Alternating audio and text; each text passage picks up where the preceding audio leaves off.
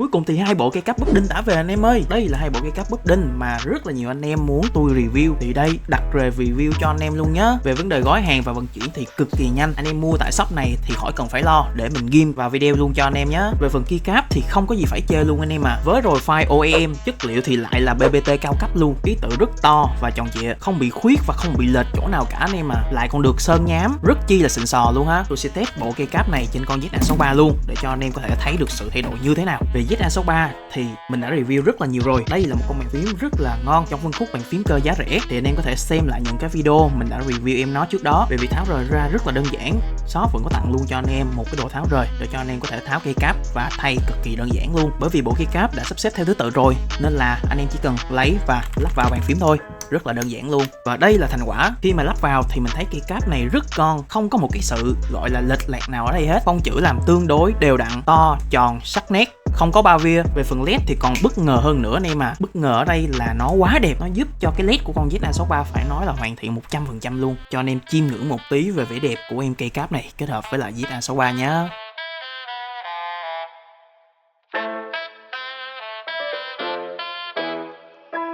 AB, spin that bitch.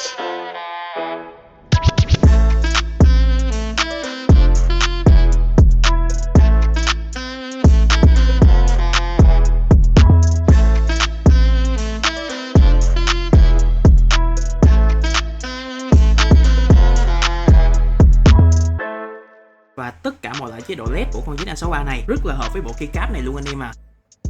Nếu như mà anh em còn có thắc mắc gì thì nhớ bình luận phía bên dưới cho mình biết nhé.